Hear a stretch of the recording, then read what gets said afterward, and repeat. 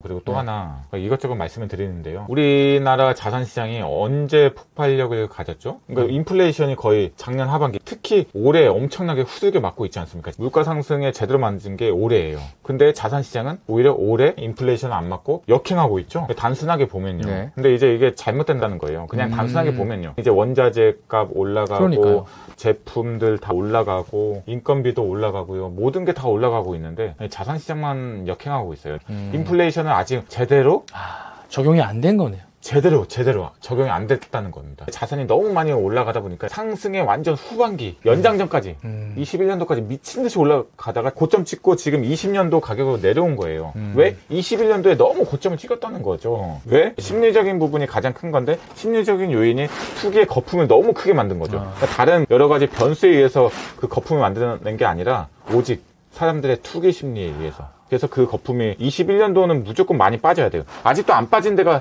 좀 종종 있어요. 안 빠진 데가 더 많다고요. 많이 안 빠진 데. 뭐 예를 들어서 25억짜리인데 한 23억, 22억에 거래된다든가. 실거래 기준이죠. 뭐 한 10% 정도밖에 안 빠진 거죠. 다른 데는 뭐 한 20%, 30% 정도 빠졌는데 핵심 지역들은 한 10% 전후 정도밖에 안 빠졌어요. 어떤 데는 10% 이하. 더 빠져야 되는 거네요. 지금 상황에서 이제 그 키 맞추기 형식으로 이제 더 빠질 가능성이 높다는 거죠. 근데 만약에 어떤 시나리오가 있냐면 이게 이제 또 강남권 핵심 지역들이 이제 더 이상 이제 빠지는 게 멈추게 되면 좀 빠진 가격으로 좀 거래가 되고 있긴 하거든요. 근데 이제 이게 이제 완강하게 버티게 된다고 하면 이 하락 조정장이 어느 정도 좀 끝나는 게 아니라 안정이 되고 이제 회복 반등이 되면 회복 반등이 된다고 해서 빠진 구간이 30%다 회복이 되는 게 아니라 한 절반 정도 그 정도 이제 반등이 되는 게 맞으니까 그러면서 이제 서서히 30% 전고점 그 회복을 이제 연수가 지나가야 되죠. 1년이고 2년이고 3년이고 그래야 이제 그걸 전고점을 뚫어 나가는 거예요. 그건 역사가 증명하고 있기 때문에 제 의견이 아니고 그렇게 되는 겁니다. 그래서 그게 이제 강보합으로 이제 버티게 되면 나중에 회복장 때 좀 플러스 요인이 되는 거죠. 왜? 또 다시 키 맞추기 식으로 회복이 되니까. 그럼 원래 한 회복 시장에 한 10에서 15% 반등될 때 한 15에서 20% 반등이 된다든가 좀 반등의 폭이 더 커지는 조금 거죠. 더. 그러니까 그래서 일단 이제 강남 핵심 지역들 또 서울 핵심 지역들 그래서 지금 국토부에서 안 푸는 거예요. 확실하게 확. 왜? 아직 조금 덜 떨어졌다는 게 눈에 보이기 때문에. 왜냐하면 국토부는 근거가 있어야 되니까 결국에는 뭐 한두 건 떨어진 거 가지고 떨어졌다고 판단을 할 수가 없는 거잖아요. 그러니까 그 떨어진 가격이 이제 시세가 되려면 적어도 지금의 거래량으로는 시세라고 판단할 수가 없지 않을까. 저 개인적으로 그냥 생각을 해봤거든요. 불안정한 시장입니다. 솔직히 막말로요. 어떻게 될지 몰라요. 지금 시장 상황에서도요. 갑자기 올라갈 수도 있어요. 근데 이제 그런 가능성이 이제 매우 낮은 상태죠. 근데 이제 또 어떤 분은 그런 말씀을 하시더라고요. 10년 전에 그 노무현 때 금리가 상승하던 시절에 주택 가격도 상승했기 때문에 금리가 상승 때문에 하락하는 것은 아니다. 그 되게 유명하신 또 김땡땡 또 부동산 하시는 분이 그런 얘기를 하시더라고요. 지금도 하고 계세요? 예. 근데 이제 그때는 왜 지금하고 또 양상이 다르냐면 어떻게 다르죠? 그때는 주택 가격 자체가 기본적으로 현재보다 훨씬 쌌어요. 지금은 아파트 가격이 보통 한 뭐 예를 들어서 한 단위 가지고 10억 서울에 이제 10억 정도 한다고 하면 그때 당시에 이제 서울권 뭐 한 4억 대출을 받으면은 한 1억 내지 2억 정도 대출을 받고 있었다는 거죠. 기본 단위 자체가 낮았다라고 보면 되겠네요. 그때 노무현 당시에 한 3억 이상 대출을 받았다? 엄청난 대출이었거든요. 화폐 단위가 참 재밌네요. 3억이나 받았어? 이게 무슨 일이야? 야, 너 그러다가 인생 종친다고 했어요. 2억 이상만 받더라도 굉장히 높은 단위였다는 겁니다. 이것만 봐도 요즘에는 뭐 한 기본 5억이죠. 이제 이 금리가 높다고 하더라도 부담하는 그 이자 자체가 달랐다는 거예요. 가격 자체가 지금처럼 상승하지 않았었기 때문에. 대출 받는 최소 금액 단순하게 접근해도 2배 이상이었다는 거예요. 지금이. 그리고 당시에는 이제 이자만 갚는. 대출 상품들이 거의 뭐 1년은 거치. 뭐 이자만 갚다가 1년이 지나면 거의 원리금 상환 위주로 또 가는 경우가 많기 때문에 그러니까 같이 이제 원금까지 기본 베이스가 좀 높다는 거예요. 그러니까 뭐 100만 원만 갚을 거 원금까지 뭐 150을 갚는데 뭐 200을 갚는데 200에 플러스 또 이자까지 쳐 올라가니까 그때랑 그러니까 금리 때문에 이 하락하는 게 아니다. 물론 금리 하나 때문에 바라볼 수는 없어요. 지금까지 많이 오른 것도 있고 그런 이제 평균값에 이제 수렴하고 안 하고 이제 이런 차이도 있고 여러 가지 또 금리 말고도 또 뭐 공급과 수요부터 시작해서 각종 변수가 많기 때문에 심리적인 요인도 있고 그것 하나 때문에 뭐 하락한다 뭐 이걸로 볼 수는 없지만 가장 최근에 이제 유력하게 이제 시장에 강탈을 하고 있는 게 실제로 금리예요. 실제로 세입자분들한테 그 전세 받는 분들한테 다 물어보면 100이면 100% 금리라고 금리 얘기합니다. 때문에. 금리 때문에 3억 전세를 받을 거 2억짜리로 간다고 하고요. 2억짜리 대출 받는 거 월세로 간다고 하시고요. 반전세나. 네, 반전세. 5억짜리 전세 받았던 분들도 지금 다 재계약 안 하고 다른 생각을 갖고 있다는 겁니다. 예를 들어서 전세자금 대출 이자만 부담하는데 보통 100만 원 내다가 갑자기 150 내라고 하니까 그쵸. 또 많게는 또 2배로 올랐으니까 100만 원 낼 거 200만 원 내니까 그래서 2잡, 3잡을 뛰시는 분들이 또 많아지고 있습니다. 부담하는 비중이 너무 커졌기 때문에 지금은 금리가 올라가도 부동산 시장이 상승한다라는 게 맞지 않을 수도 있다. 네, 그래서 이제 금리가 어느 정도 완화가 되고 뭐 제로 금리까지 아니더라도 한 2% 전후에서 안정화 계속 올리겠다 이런 시그널이 아니라 이제 좀 안정되겠다. 그 정도로만 가더라도 미래에 대한 이제 불확실성이 없어지기 때문에 이제 매매나 전세나 약간 수요가. 좀 훈풍이 그러면 뭐 매매가 전세가가 뭐 반등한다 뭐 이런 신호보다는 거래가 조금 원활하게 조금이나마 풀릴 수 있다. 이제 금리가 이제 좀 완화가 되고 또 다음 달에 임대사업자가 이제 또 완화가 된다고 이게 합니다. 좋은 소식 아닌가요? 네, 이것도 이제 플러스가 되는 요인이긴 한데 근데 또 이것 때문에 부동산 시장에 또 반등의 신호 아니냐 그렇게 너무 또 극단적으로 또 너무 이렇게 또 바로바로 이렇게 긍정적인 회로를 돌리지 마시고요. 투자할 때 좀 보수적인 투자, 보수적인 생각이 굉장히 중요합니다. 그래서 이 보수적으로 한번 또 생각을 해보시고 플러스 요인이 되는 거니까요. 이게 하나씩, 두 개씩, 세 개씩 누적이 되고 물가 상승 금리가 좀 완화가 됐을 때 뭐 정확하게 딱 맞아떨어지는 건 아니에요. 뭐 그래서 이렇게 돼서 23년도 7월 달에는 상승을 할 것이다. 이런 공식은 될 수가 없다는 거예요. 어느 시점이 될지 몰라도 분명히 그 반등의 시작은 온다는 거죠. 회복 시장은 온다는 겁니다. 규제가 완화가 되고 이제 경기가 어느 정도 안정화가 되고 실수요자분들 위주로 거래가 하나씩 차츰차츰 채워지고 그 위에 투자자분들도 하나씩 사게 될 때 거래가 이제 좀 풀리게 되면 다시 한번 이제 그게 이제 1년이 지나고 2년이 지나면 이제 상승할 수 있는 그 기회가 더 이제 가까이 점점 다가온다는 겁니다. 그게 정확히 언제겠느냐 또 속 시원하게 말해달라 하시는 분들이 있어요. 그래서 저번에 세 가지 정도 네, 세 가지 시나리오가 있겠고 네. 어쨌든 그 세 가지 플러스 지금 현재를 계속 잘 준비해 나가다 보면 전세 2년 금방 갑니다. 그러니까 전세를 어떻게든 맞추게 되면 2년 금방 가고요. 2년 금방 가지 않습니까? 금방 갔어요. 예. 그래서 전세를 맞췄는데 또 하시겠다고 또 연락이 오세요. 그렇다 보면은 딱 보면요. 정말 불과 지난번 계약한 지 얼마 안 됐는데 벌써 2년이 도래한 거예요. 그렇죠. 예, 그런 건들이 한두 개가 아니라는 겁니다. 그래서 전세만 잘 맞추게 되면 또 2년이라는 시간이 또 금방 가기 때문에 약간 유연하게 대처하자는 거죠. 하락을 막고 상승장이 오게 돼 있어요. 그 하락장 때 아까 말씀하신 것처럼 그 시기를 버티지 못하고 팔게 되면 그 상승을 맛보지 못한다는 거죠. 누릴 수가 없게 예, 되네요. 근데 이제 뭐 어쩔 수 없는 경우에는 팔아서 다시 진입하시면 돼요. 그런 분들. 그러네요. 예.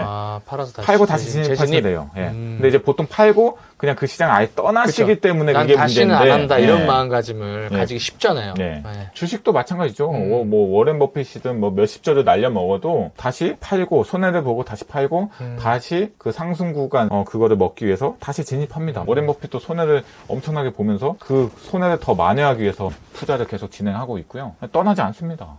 예, 그래서 떠나지 말라는 말씀하시는 거죠? 예, 어떻게든. 그러니까 다시 팔고 들어오든 내가 버티든 어떻게든 이 시장을 좀 유연하게 대처하면서 또 공부하시면서 각 지역 공부, 경매 공부 아니면 부동산 전세 끼고 투자 공부, 상급지로 또 옮기는 작업 공부 여러 가지 이제 또 공부를 하자는 겁니다. 그래야 그 상황에 위기가 왔을 때 기회를 잡을 수가 있습니다. 하락장일 때 분명히 기회가 있어요. 100%입니다. 이거. 네. 이거를 부정하면 안 돼요, 여러분들. 왜? 지금 역사가 그냥 100%의 진리였으니까. 그럼 대체 그러면 그 하락장 때 그 기회를 한 몇 %대 잡아야 될 것인가? 네네. 이 경기 위기인 경우에는 최소 30% 이상이었어요. 거의 한 40%에서 50% 사이로 무너진 경우. 네, 그게 거의 경기 위기 때 나타나는 거의 증상이고요. 그러면 각 지역별로 최소 30% 이상 떨어진 것들을 네, 그런 것들은 보통 무릎 전후에 왔다 볼 수가 있게 그리고 10%에서 20% 요건 아직 좀 약한 거네요. 네, 조금 시기상조라는 겁니다. 10% 전후 떨어진 것도 많고요. 그리고 또 좀 많이 떨어졌다고 하더라도 한 20% 전후. 두 가지로 그냥 간단히 나눠볼게요. 평당가로 보면 이제 9억 이하는 500에서 1000. 그 정도 하락 폭이 이제 보이고요. 근데 아직도 그렇게 안 떨어진 곳은 그 정도 이제 좀 더 떨어져야 이제 볼 수가 있고, 그러면 500에서 1000. 좀 많이 떨어졌다고 하면 25평대가 한 2억 5천 정도 떨어졌다고 볼 수가 있죠. 1000으로 잡으면. 예, 9억 이하짜리. 예, 9억 이상이면 이제 1000에서 2000. 그래서 이제 보통 10억짜리가 한 30평대가 떨어졌다. 예, 6억 정도. 그래서 이제 강남에 뭐 6억 하락, 폭락. 최저가로 아주 그냥 그 초급매 잡으신 분들. 그럼 딱 이제 평당가로 봤을 때 맞는 거죠. 1000에서 2000, 2030평 곱하면 이제 6억이 되니까. 그러니까 이제 좀 적게 떨어졌으면 이제 1000, 3억. 그러니까 강남권 다 보면은 3억에서 한 6억 사이로 떨어졌어요. 20평대는 좀 적게 떨어진 곳은 한 2억 정도. 그래서 그러니까 이런 것들 이제 그 퍼센테이지로 보면 한 10% 전후. 많이 떨어지면 좀 조정기에 한 20% 전후. 근데 좀 경기 위기 이제 침체해서 이제 위기로 넘어가면 이제 30% 그 이상.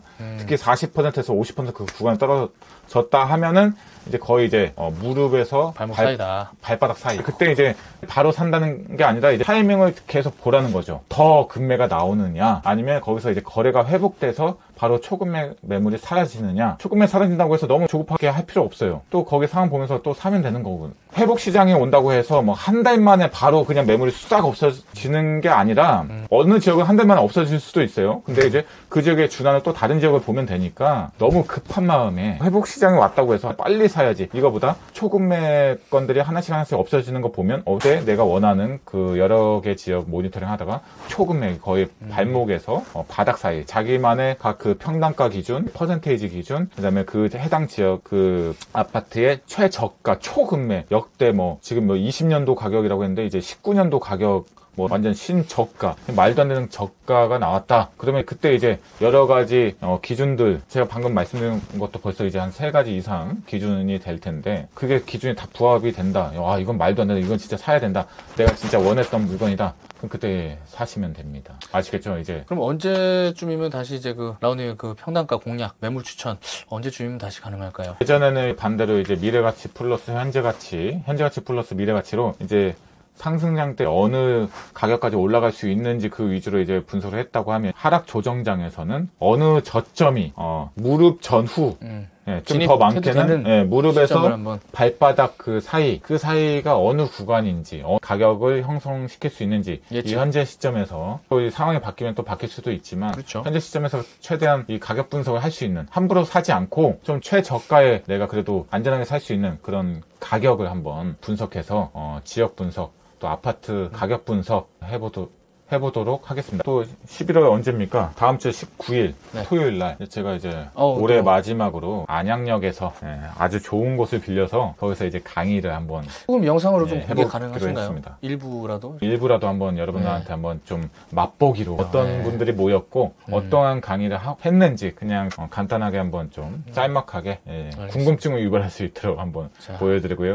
우리 유튜브 구독자 라운 패밀리 분들 다음번에 또 제가 또 강의를 하게 되면 이제 유튜브에 또 공지를 올릴 거예요. 그럼 그때 한번 이메일 접수 신청을 해주시면 이제 그 안내 문자를 드리겠습니다. 그리고 이제 상담을 하고 싶은 분들, 어떻게 해야 되는지 방향성을 잡고 싶거나 그런 기준점을 알고 싶으신 분들 이메일 주시면 거기에 또 사연을 좀 자세하게 적어주시고요. 지금 상황에 맞는 솔루션. 저랑 소통하고 싶으신 분들 연락처를 남겨주시면은 제가 이메일을 작성 못할 경우가 있어요. 그러면 또 전화 상담도 가끔 해드리기도 하거든요. 그다음에 이제 뭐 제가 운영하는 단톡방에 또 초대도 해드리기도 하니까 이메일에 또 연락처 남겨주시면 또 도서에서 접할 수 있는 이런 이론적인 거 말고 실전적인 바로 써먹을 수 있는 바로 대처할 수 있는 그런 지침을, 기준을 주시니까 좋은 기회를 잘 잡으셨으면 좋겠고요.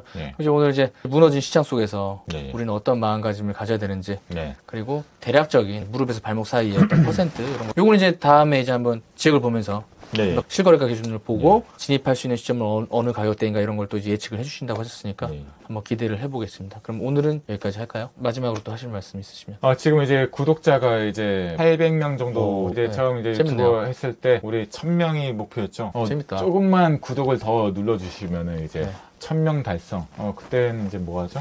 부자 학교를 한번 만들어 볼 또 생각도 있습니다. 여러분들하고 네네. 전국에 있는 이제 나온 패밀리 이제 팬분들 부자 되고 계시니까. 싶다. 그런 연습하고 싶다. 훈련하고 싶다. 뭐 하루아침에 부자 되는 게 아니기 때문에 이제 그런 거 이제 공부하고 준비하는 기간을 가질 수 있는 언제든지 와서 공부하고 이런 목표를 이제 꿈을 갖고 있는 분들하고 또 같이 부자들을 만날 수 있는 기회가 예, 되겠네요. 거기 부자들 또, 많으시니까. 예, 또 다양한 연령대, 다양한 직업군, 다양한 뭐 투자 방법들. 일반 분들은 이제 같이 공유하고 직접 만나고 이런 인연을 맺는 경우가 정말 그렇죠. 네, 제한되어 없죠. 있잖아요. 예. 그래서 이거를 직접 이제 만나서 좋은 소통의 장인데요. 또 연락처도 주고받고 정말 좋은 분들. 그쵸. 예, 신뢰가 되시는 분들. 괜찮다. 신뢰가 안 되시는 분들은 다 재산에서 걸러버리고 네. 다 좋은 분들 위주로 힘이 되고 서로 또 윈윈 시너지 효과가 되고 실제로 여러 가지 또 사업하시는 분들 직업군이 다양하니까 여러 가지 정보 공유도 많이 할 수가 있고요. 네. 꼭 그런 서로 다 같이 이 부자가 되겠다는 그 일념 하나 또 이 어려움을 다 같이 이겨내서 꼭 부자의 반열에 다 같이 들어가겠다는 그 마음가짐을 갖고 있기 때문에 이걸 실현시킬 겁니다. 또. 여러분들 이제 내년 한 5월 전후가 될 것 같아요. 이제 구체적인 날짜까지. 예, 기대해 주시고요. 같이 얼굴도 보고 얘기도 나누고 편하게. 진짜 부자가 맞아요. 지금 예. 모큐멘터리 이런 거 아니고 예. 수제국대 부자 맞습니다. 맞나요? 확실합니다. 예. 제가 본 게 있어가지고 여기까지였습니다. 감사합니다. 네.